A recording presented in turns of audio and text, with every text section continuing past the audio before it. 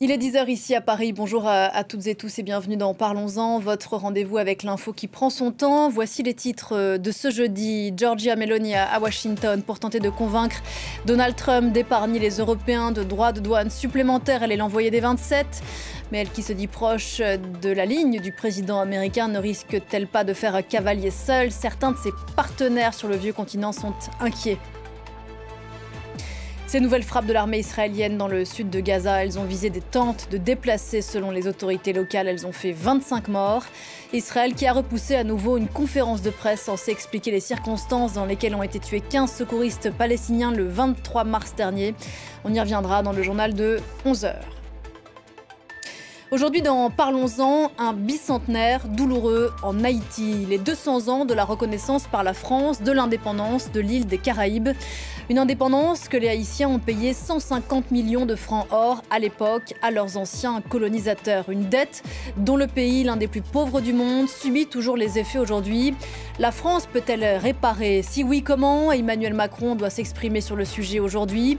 Haïti, la dette de la honte? Question posée à mes invités aujourd'hui. Stéphanie Trouillard, Jacques Nézy. On sera rejoint tout à l'heure, je l'espère, par le poète Louis-Philippe d'Alembert. Merci à tous d'être là. On a beaucoup de choses à se dire. C'est Parlons-en et c'est parti.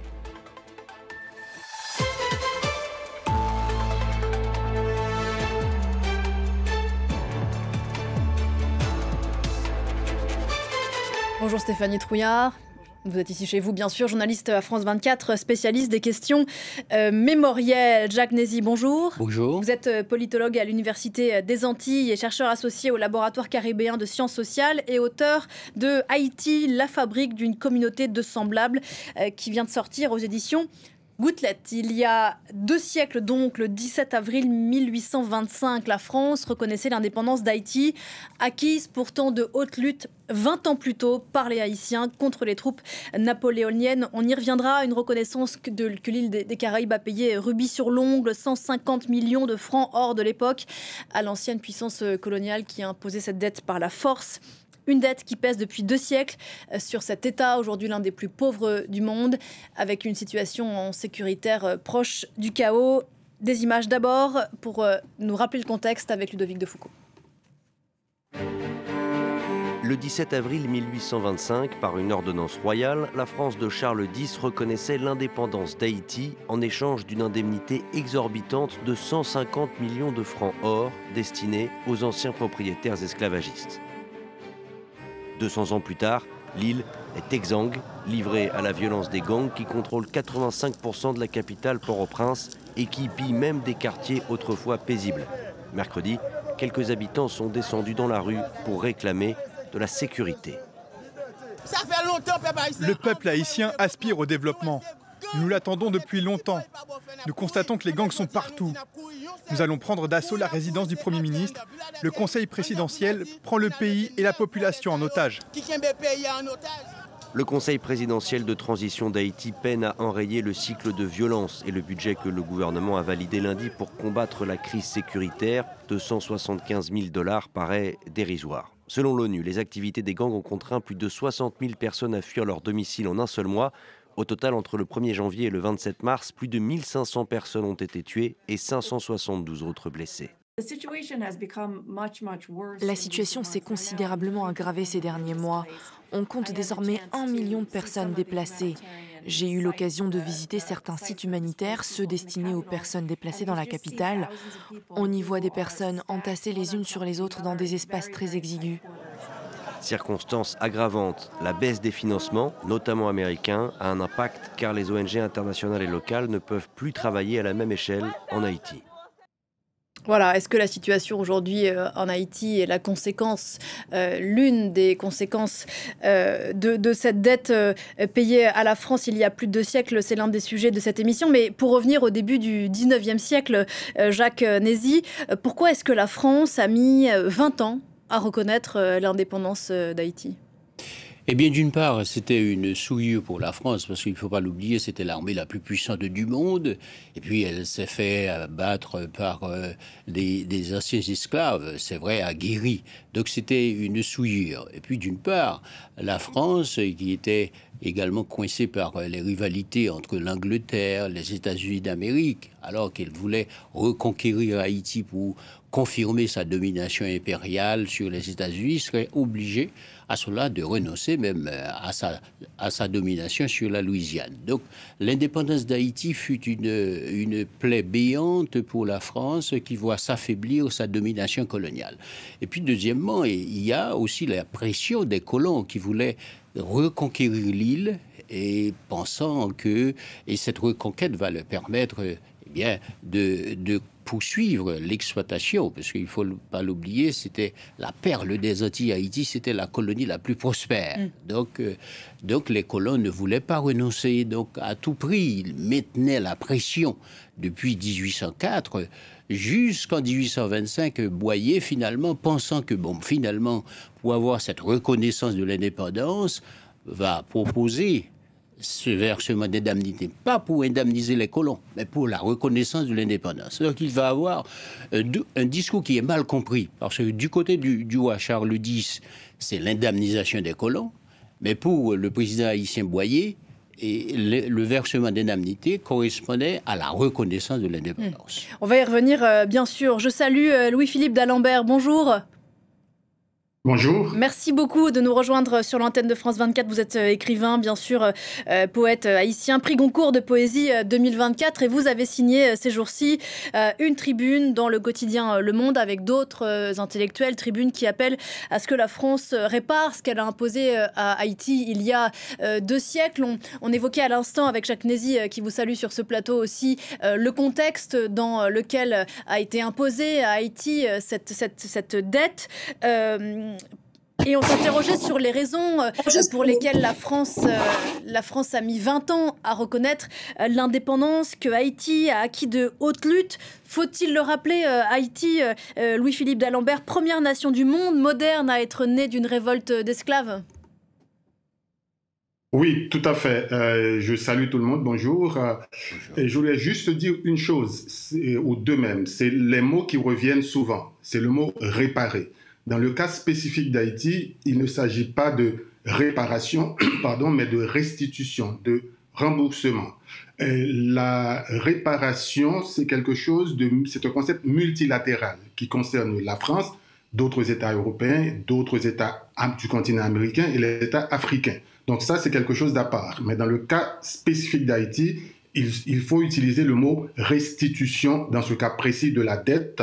Le président Hollande lui-même avait parlé en 2015 de rançon de l'indépendance, d'extorsion, c'est-à-dire voilà un pays qui est libre et qu'on oblige sous la menace, 14 vaisseaux et de guerre avec 500 canons dessus, qu'on oblige à payer, à indemniser les anciens bourreaux. Donc il y a 2 mots différents. Et le deuxième mot sur lequel je reviendrai aussi, c'est le mot parfois j'entends dire concéder. Donc l'indépendance d'Haïti n'a pas été concédée. L'indépendance a été acquise après 13 années de guerre, et tout comme l'indépendance des États-Unis d'Amérique n'a pas été concédée, l'indépendance du Brésil ou d'autres pays du continent américain n'a pas été concédée.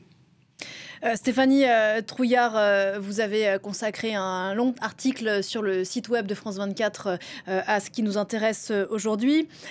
Acquise de haute lutte, cette indépendance haïtienne, on le disait, par ce qu'on avait appelé à l'époque l'armée indigène, je le mets entre guillemets, composée d'esclaves. C'est quelque chose de très singulier.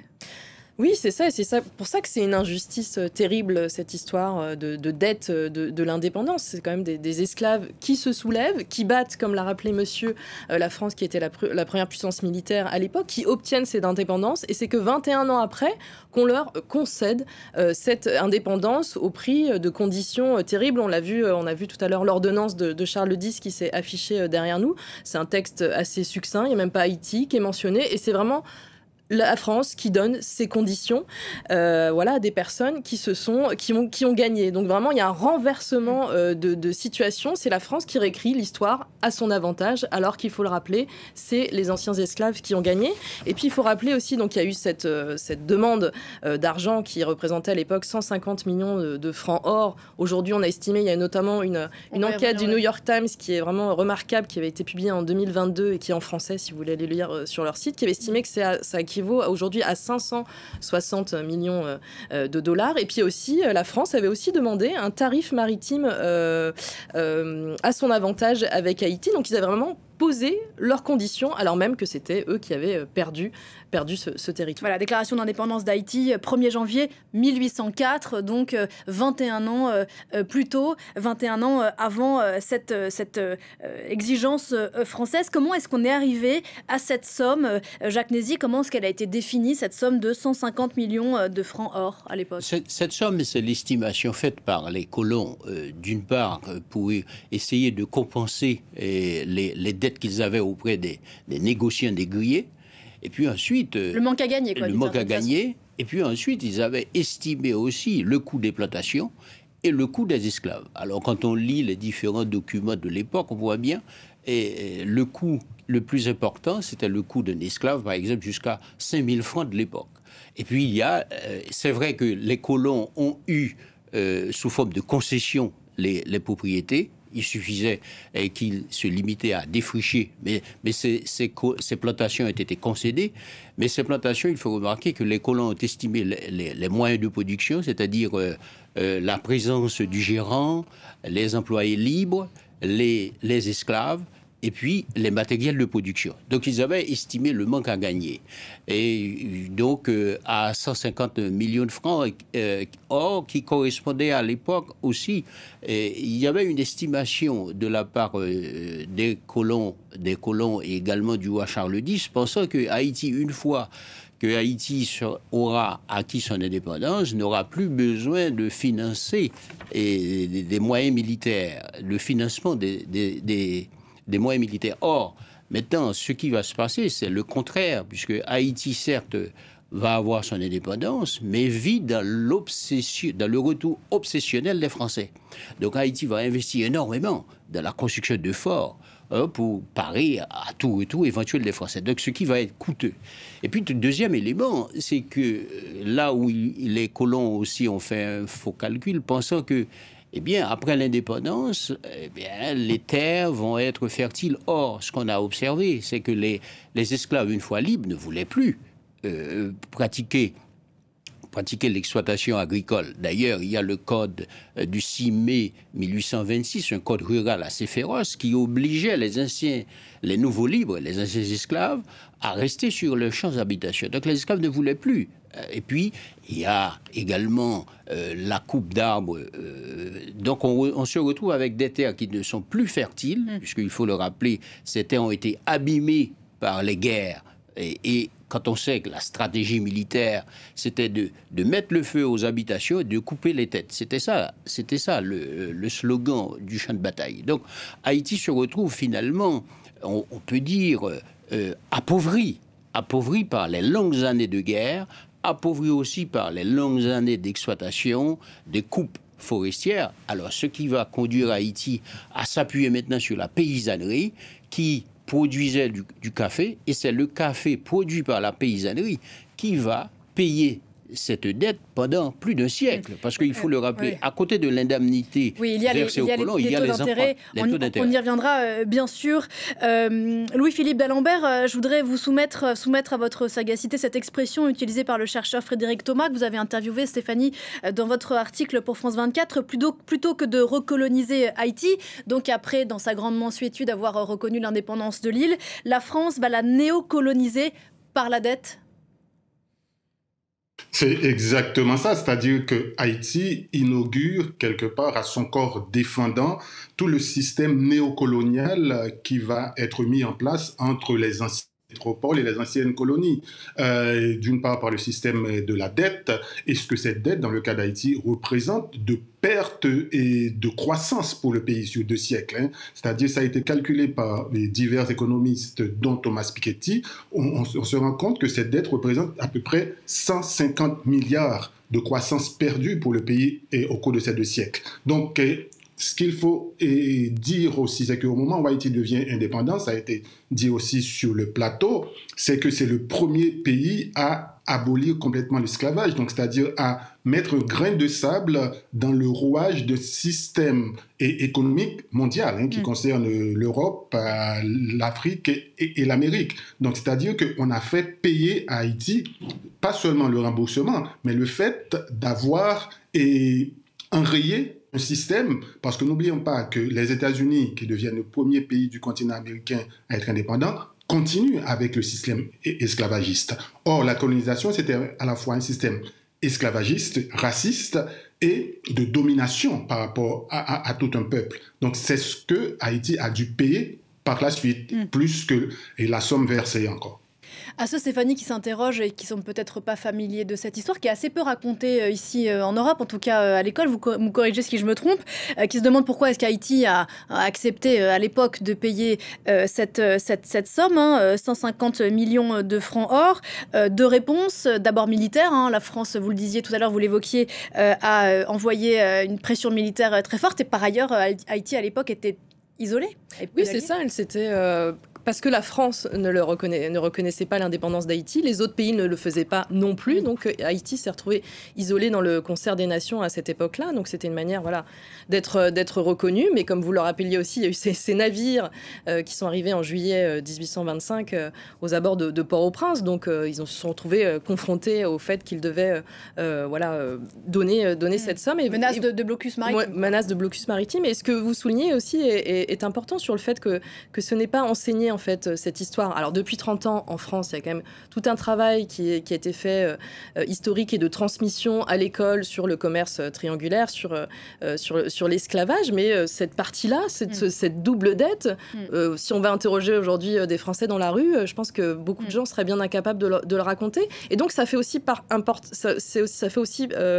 partie de cette demande de réparation, qu'on en parle aussi et qu'on change en fait le regard aussi qu'on a sur Haïti. C'est ce que m'expliquait Frédéric Thomas quand je l'ai interviewé. On parle d'Haïti de manière très négative. On parle ce qui s'est passé, le tremblement de terre, les problèmes d'insécurité. On voit toujours ce pays comme un pays maudit qui subit beaucoup de catastrophes. Mais aujourd'hui, en parlant de ce qui s'est passé il y a 200 ans, c'est aussi rappeler que c'est un pays qui s'est soulevé, que ces anciens esclaves ont obtenu leur indépendance au prix vraiment des armes et du sang, et de montrer aussi l'apport positif qu'a eu Haïti dans cette histoire en obtenant son indépendance. Pionnier, comme le rappelait Louis-Philippe d'Alembert, restitution, remboursement. On reviendra sur les termes dans un instant. Vous avez utilisé l'expression double dette, elle est importante. Jacques Nézy, dans cette affaire, encore une fois, pour qu'on fasse preuve de pédagogie sur ce plateau pour ceux qui ne sont pas familiers de ces événements historiques, il y a eu donc cette somme, 150 millions de francs or, que la France a imposée à Haïti. Elle a aussi imposé, en plus de cette somme, aux Haïtiens de devoir emprunter auprès de banques françaises, avec ce qu'on appellerait aujourd'hui des agios, des taux d'intérêt, là encore, très élevés. Oui, c'est une affaire assez juteuse, parce qu'on voit bien qu'il y a non seulement les négociants qui ont pu tirer des gains de cette exploitation, il y a aussi les intermédiaires financiers, et sans compter 6 à 7 000 colons et en droit qui ont pu avoir leur indemnisation. Donc, il y a toute une dynamique entretenue autour de la captation des ressources haïtiennes. Et puis, pour revenir au lien entre cette prédation et également cette occultation, il faut le voir que c'est une occultation entretenue, puisque même la bataille de 1803, ce qu'on appelle la défaite de Vertières, mais non seulement elle est occultée, mais elle... Donc la défaite des troupes napoléoniennes. La défaite des troupes de Napoléon du 18 novembre 1803, où il y a eu les pertes énormes en vies humaines du côté français et du côté haïtien, mais c'est que c'est pas inscrit dans les livres d'histoire, dans les manuels d'histoire français, mais c'est pourtant enseigné à l'école militaire, puisque c'est une défaite qui est marquante pour l'armée française, puisqu'ils ont péché par stratégie, et puis et cette occultation aussi, elle est liée à l'auto-occultation de cette double dette, et que certains historiens appellent la rançon, puisqu'il y a l'escadrille de 14 navires et équipés de plus de 400 à 500 canons, et que Boyer... Juillet 1825. Voilà, 1825. Boyer, et donc le couteau sous la gorge a accepté de reconnaître de verser cette indemnité, mais en pensant qu'il y avait une possibilité de renégocier avec l'émissaire Macao qui était dépêché sur place. Alors, même l'émissaire aussi, très, très diplomate, a dû concéder à Boyer que, il y avait une ouverture, mais il faudrait signer d'abord et arrivant en France, on pourrait renégocier. Donc, il y a eu des émissaires haïtiens qui sont venus, justement, mais tout ceci participe à la double occultation, la bataille de Vertières, la défaite de la bataille de Vertières, l'indépendance, et aussi, on peut le dire, le carcan colonial, finalement, qui s'est enfermé sur Haïti. Louis-Philippe d'Alembert, double occultation, double dette. Il faut rappeler que Haïti a donc, on le disait, dû rembourser cette dette, puis, parallèlement, les taux d'intérêt. La dette a été acquittée, je crois, sauf erreur de ma part, à la fin du XVIIIe siècle, mais Haïti a payé les intérêts jusqu'au milieu du XXe siècle, c'est ça ? Jusqu'au milieu du XXe siècle, mais la dette n'a pas été acquittée à la fin du XXe. Il y a une partie qui a été résolue avec nécessité d'emprunter de l'argent auprès d'autres banques.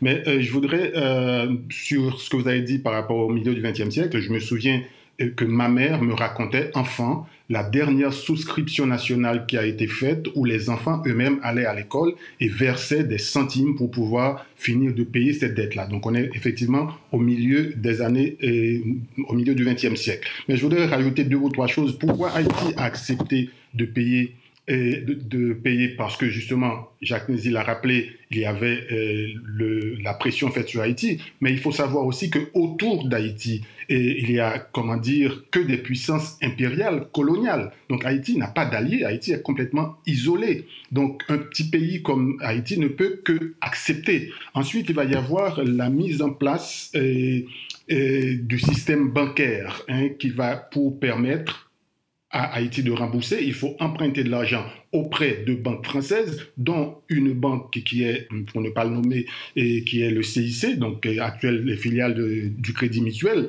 qui vont créer dans la deuxième moitié du 19e siècle une soi-disant banque nationale haïtienne, mais en fait qui est contrôlée par le CIC depuis Paris. Donc tout ça va charger encore plus cette histoire de dette avec ça comptait les intérêts et les commissions qu'il fallait payer aux banquiers. Donc, et dernière chose, vous parlez tout à l'heure, ça n'a pas été enseigné, justement, il y a une forme, c'est ce qu'on dit dans la tribune avec les autres, avec notamment Yannick Laens, Michel Pierre-Louis, Jean Casimir et Gary Victor. On parle de amnésie construite. Une amnésie qui a été construite pour justement empêcher que les gens en France aujourd'hui ne soient pas au courant de ce fait.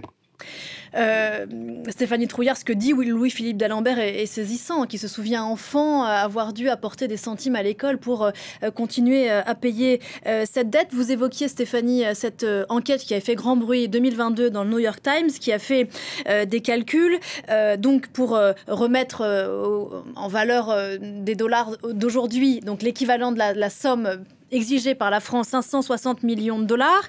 Et les experts étaient arrivés à la conclusion que les paiements à la France avaient coûté à Haïti entre 21 et 115 milliards de dollars en perte de croissance économique sur la longue durée. Les historiens ont montré ces 30 dernières années que s'il n'y avait pas eu cette dette, pour le dire simplement, le destin d'Haïti aurait été tout autre. Oui, c'est ça. C'est si cette somme-là qu'on estime à 560 millions de dollars d'aujourd'hui avait été injectée dans l'économie, ça aurait rapporté à terme, alors vraiment la fourchette est assez grande, entre 21 et 115 milliards de dollars. Et notamment dans le New York Times, il faisait une comparaison qui était intéressante, parce que c'est vrai que ça paraît un peu ces sommes abstrait. Il disait que si Haïti donc n'avait pas eu à indemniser ses anciens maîtres, son revenu par habitant en 2018 aurait été près de 6 fois plus élevé et comparable à celui de la République dominicaine voisine. On compare souvent les deux pays. Donc c'est ça, c'est vraiment Haïti aurait pu avoir un autre destin s'il n'y avait pas eu cette ordonnance de 1825 et cette demande de remboursement. Avec cet argent, Jacques Nézy, alors sans faire je cherche le mot, de mauvaise comparaison, on ne peut pas refaire l'histoire bien sûr, mais est-ce qu'avec cet argent, on peut dire aujourd'hui qu'Haïti aurait pu construire des écoles, des routes, des cliniques, relever cette économie dont vous nous racontiez l'état dans lequel elle était sortie après la période coloniale? Oui, évidemment, on voit bien qu'on pourrait investir cette somme, par exemple, dans l'éducation. Quand on voit aujourd'hui encore en Haïti, il y a des analphabètes, et puis il y a encore ce fossé abyssal entre ces anciens esclaves qu'on appelle les bossals, les nouveaux libres, et puis on voit bien aussi comment cette dette a un impact sur la structure de la société haïtienne, c'est-à-dire que d'un côté, il y a les masses paysannes qui ne sont pas intégrées, étant donné qu'elles ont été toujours considérées comme étant une catégorie sociale méprisable, pourtant sur laquelle reposait la charge de la dette, puisque, comme je le disais tout à l'heure, c'est elle qui était astreinte à l'exploitation du café qui payait cette dette, et puis c'était elle aussi qui était obligée de pratiquer la coupe forestière d'arbres pour faciliter l'exportation et payer encore la dette. Donc cette masse d'anciens esclaves, cette masse aujourd'hui analphabète, reléguée, on peut dire, à l'arrière-plan de la société haïtienne. D'où cette idée, j'ai développé dans ce livre, de communauté de semblables, puisque aujourd'hui encore, il manque ce lien social entre les différentes catégories sociales, celles qui ont été déjà spoliées dès l'abolition de l'esclavage, et celles d'aujourd'hui. Il y a ce contrat social qui n'est pas encore construit. On peut dire que le fait qu'Haïti a dû payer cette dette participe aujourd'hui à cette inégalité abyssale entre les différentes catégories sociales. Oui, parce qu'on n'oublie pas non plus que la responsabilité de la France est immense. Il y a aussi la responsabilité dans l'histoire d'Haïti, d'un système aussi qui s'est largement nourri de la corruption. Je pense bien sûr aux années Daladier. Sur ce qui vient d'être dit, Louis-Philippe d'Alembert, sur le fait que cette dette est pesée lourd sur l'absence de contrat social en Haïti, votre analyse? Je suis tout à fait d'accord. Il ne fait aucun doute que cela a perturbé d'une certaine façon le processus de développement du pays, dans la mesure où le peu d'argent qui restait a servi, et Jacques Nézy l'a appelé, Madame Trouillard aussi, a servi à construire un système de défense contre le retour et le retour des Français. Donc cela a perturbé complètement le processus de développement du pays. Donc, c'est quelque chose sur lequel il faut vraiment insister. Et moi, avant qu'on termine, je reviendrai aussi sur la nécessité de parler de restitution et pas de réparation. La réparation, c'est autre chose. Et je reviendrai aussi sur la nécessité de parler du fait que ça a été une indépendance acquise. Donc, et c'est un pays souverain. Haïti, à ce moment-là, c'est un pays souverain qui va être soumis à une dette. Donc, cette dette a complètement bloqué le processus de développement du pays.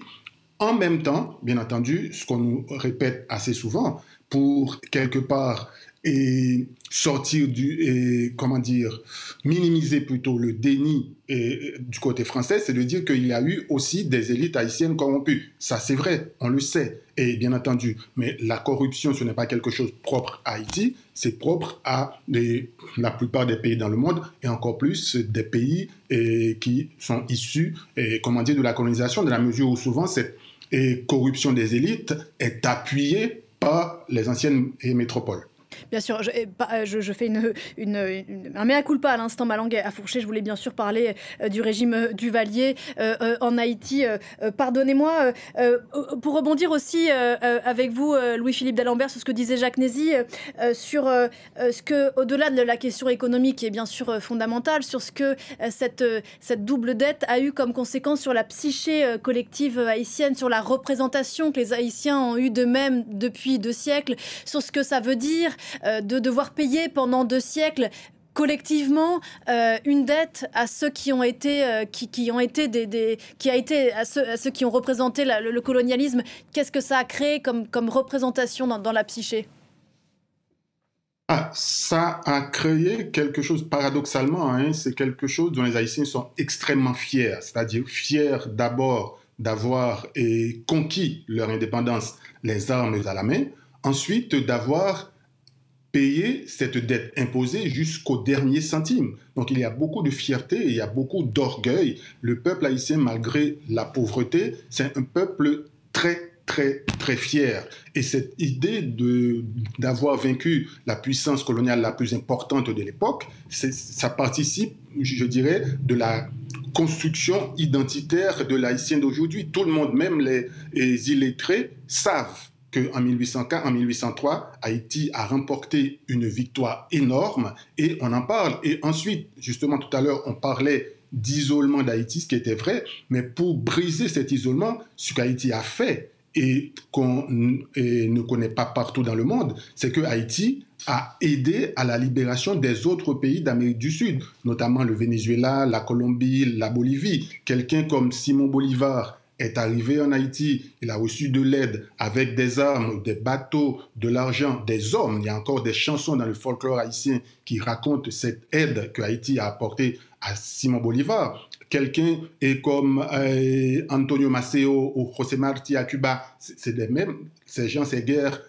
de libération sont partis aussi d'Haïti, ces hommes-là. Il y en a d'autres, des Mexicains et tant d'autres. Donc, ça veut dire que Haïti a été, non seulement s'est libérée elle-même, mais Haïti a contribué à la libération d'autres pays de l'Amérique du Sud, de l'Amérique centrale comme le Mexique et de la Caraïbe.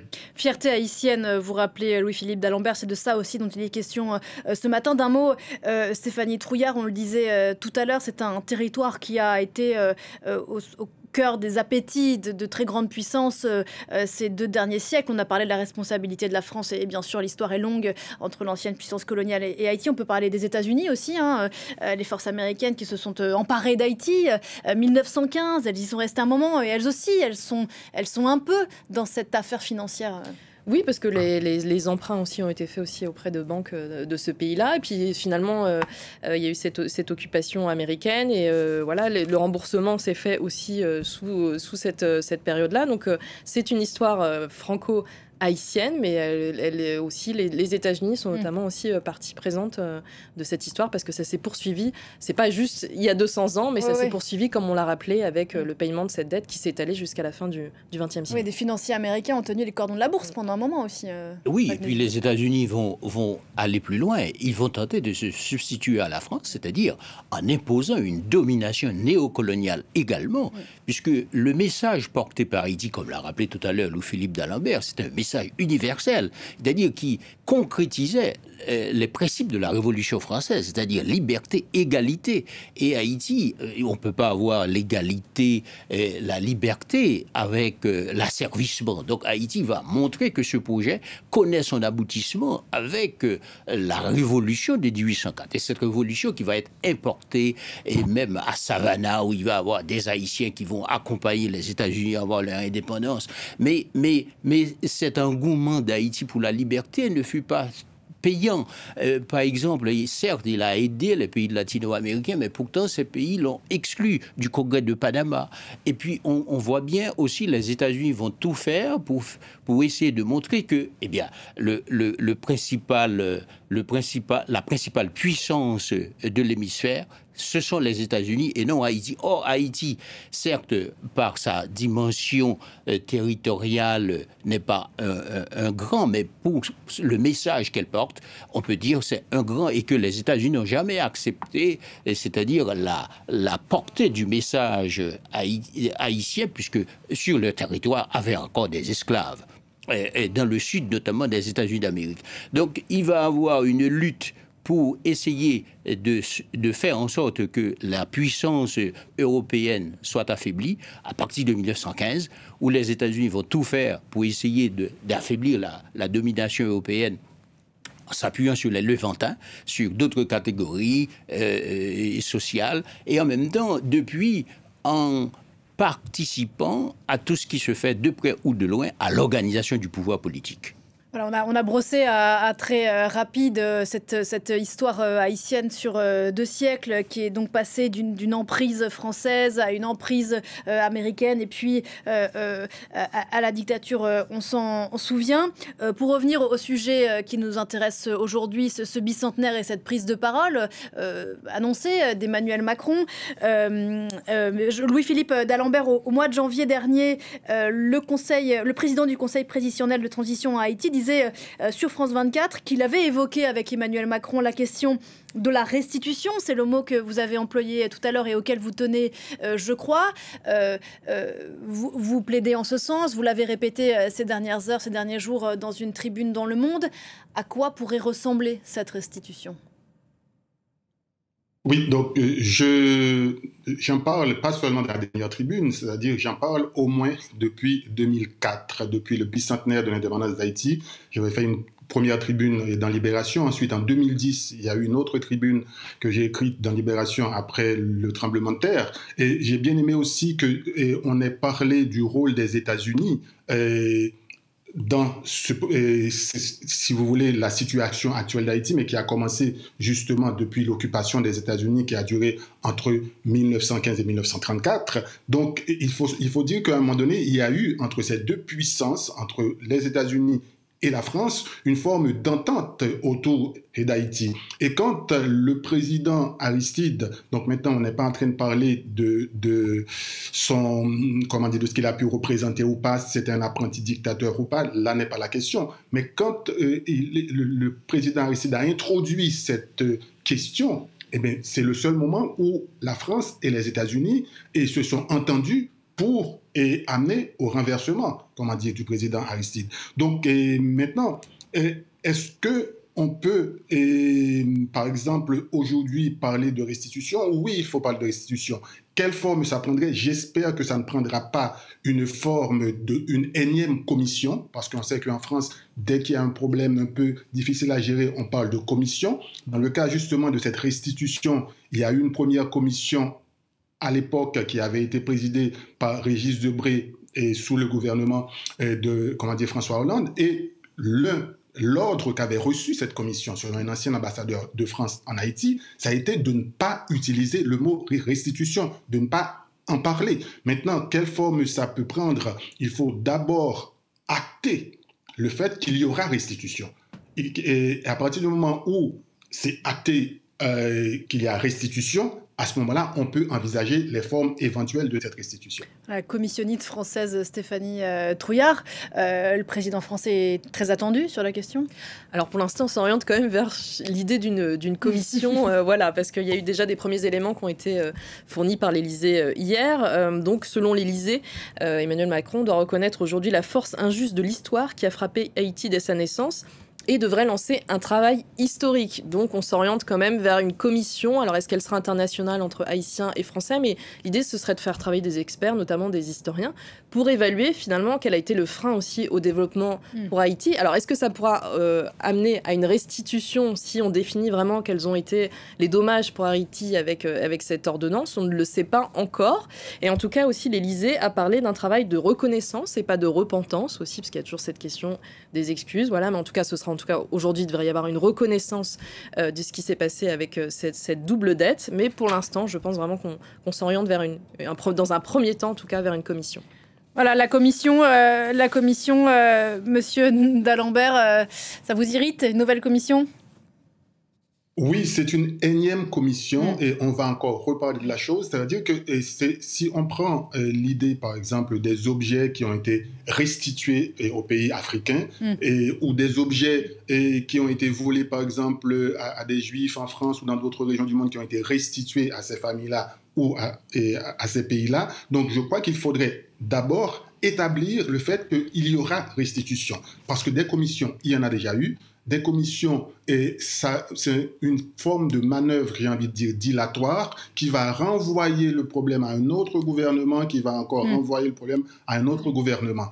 Et donc, du coup, on n'aura pas acté sur l'essentiel, c'est qu'il y a une extorsion, il y a une rançon injuste, une expropriation à un peuple qui était déjà indépendant, un peuple souverain, et qu'on a obligé à payer quelque chose. Donc maintenant, bien sûr que le travail des historiens, on ne peut pas le minimiser, mais si on prend ne serait-ce que l'enquête du New York Times qui a été menée sur 1 an, on a pratiquement toutes les données. Il y a d'autres historiens, et d'autres historiens français, historiens haïtiens, franco-haïtiens, comme par exemple Gusty Gaillard. On a l'économiste Thomas Piketty qui en a déjà... Tout ce travail-là a été déjà fait. Maintenant, il suffit d'en faire une synthèse et justement d'arriver à dire est-ce qu'on va restituer ou non? Là est la question. Il y a des voix qui vont dans ce sens. Aujourd'hui en France, Jacques Nézy, je pense à cette autre tribune dans Le Monde, décidément, c'est là qu'on s'exprime ces jours-ci, des maires de La Rochelle, de Bordeaux et de Nantes qui furent les principaux ports négriers français qui soutiennent la nécessité d'une politique de réparation à l'égard d'Haïti. Au regard de sa responsabilité, la France ne peut pas se détourner, selon vous, cette restitution, réparation, dédommagement, remboursement, quel serait le... Oui, on s'attend à ce que le président français soit clair dans une double démarche, reconnaître cette dette, cette rançon, c'est-à-dire et s'engager au nom de l'État français, pas seulement au nom de sa personne, parce qu'après lui, il y aura quand même la France, donc il y aura un engagement de l'État français à restituer cette somme. Et ensuite, il y a aussi des commissions en Haïti qui travaillent là-dessus, c'est-à-dire à financer, par exemple, des projets de développement qui permettent à Haïti de rattraper son retard, par exemple en matière de la science, en matière d'infrastructures. Des projets supplémentaires, parce que la France finance déjà, sauf erreur de ma part... Pas ces projets dictés par la coopération française, mais des projets qui soient de préférence les choix des Haïtiens. Et on ne parle pas de la coopération qui a existé précédemment. Et on voit bien assez souvent, le bilan, il est très souvent mitigé. Là, on parle on est dans un autre registre, c'est-à-dire avec implication en amont des acteurs haïtiens, et également des projets qui permettent d'assurer le développement d'Haïti, développement qui permettrait à Haïti de rattraper son retard. Donc la Commission, sans doute, elle aurait pour fonction de spécifier, sans doute, les projets qu'on pourrait financer, par exemple, d'infrastructures, de pôles universitaires, de formation en ressources humaines, etc. En matière énergétique, Haïti a des retards colossaux dans ce domaine. Donc je pense que, par exemple, ces fonds pourraient permettre de rattraper ce retard. Et puis, la Commission, on sait très bien que cette Commission peut aller très vite, puisque, comme l'a rappelé tout à l'heure Louis-Philippe d'Alembert, tous les documents sont connus, puisque aujourd'hui encore, grâce à cet anniversaire, il y a beaucoup d'informations qui sont publiées là-dessus. Et puis, on s'attend aussi à ce que l'enseignement français en fasse une appropriation juste de ce passé français. Stéphanie ? Oui, je rejoins ce que vous dites et ce que Frédéric Thomas aussi m'a expliqué quand je l'ai interviewé, c'est qu'il y a toujours l'idée de 100 ans après, qu'il y a toujours cette ingérence de la France. Et que là encore, c'est finalement un peu la France aussi qui va dicter encore une fois comment elle va se racheter de ce qui s'est passé il y a 200 ans. Donc c'est aussi, voilà, comme vous le disiez aussi aux Haïtiens, de dire voilà, ce dont ils ont besoin, de dire où sont les besoins, parce que voilà, c'est ce qu'il m'expliquait, il y a toujours cette ingérence normalisée depuis 200 ans, où c'est la France qui trouve des arrangements avec l'oligarchie haïtienne et qui se fait au détriment de la population. Louis-Philippe d'Alembert, parce que je ne voudrais pas qu'on ait l'air d'avoir un propos un peu simpliste qui fait porter à la France et à cette double dette la responsabilité de la situation aujourd'hui en Haïti. Elle est bien sûr multifactorielle, mais pour conclure, bien sûr, Haïti aurait un tout autre visage aujourd'hui, peut-être, si on ne peut pas refaire l'histoire, bien sûr, mais si elle n'avait pas eu ce poids, dont on le disait tout à l'heure, qui aussi a forgé une identité, une fierté haïtienne. Donc il y a quelque chose un peu paradoxal, un peu contradictoire, contre-intuitif dans cette affaire. Oui, c'est vrai que c'est un peu, paradoxal, mais en même temps, comme vous l'avez dit, il ne s'agit pas, encore une fois, de faire porter la responsabilité uniquement à la France. Donc, on en a parlé tout à l'heure, on a parlé de la responsabilité des États-Unis, on en a parlé de la responsabilité des élites haïtiennes, mais le point de départ, c'est d'une part la colonisation, l'esclavage, mais ensuite, c'est surtout la dette inique, injuste qu'on a fait payer à un État souverain.